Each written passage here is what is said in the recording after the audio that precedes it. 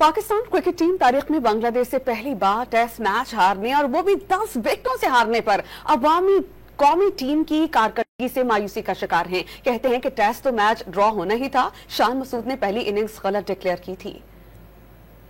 हार जीत गेम का हिस्सा है। वो लोग आए, हमारे लिए खुशी की बात है। हमारे मुल्क में क्रिकेट जो है वो हमारे मुल्क में अभी जो है आहिस्ता आहिस्ता शुरू हो चुका है।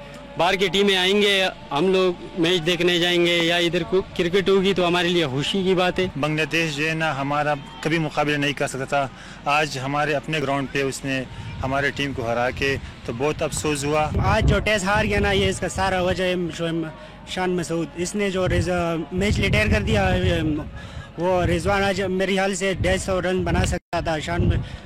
शहनशाह भी मेरे ख्याल से बहुत अच्छा खड़ा होता, वो भी तकरीबन 50-60 रन बना सकता था। पाकिस्तान अपने मुल्क में कभी जीत नहीं सकता। ये जो भी टीम आई है उनसे हारा ही है।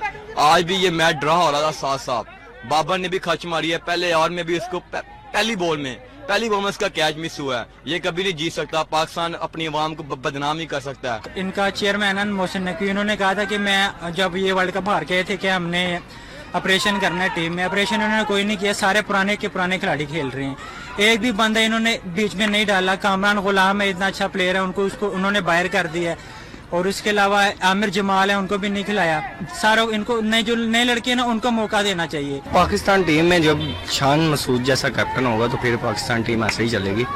उसमें तो शान मसूद की खुद की जगह नहीं बनती और वो बाबर आजम की तरह कप्तानी करना चाहता है।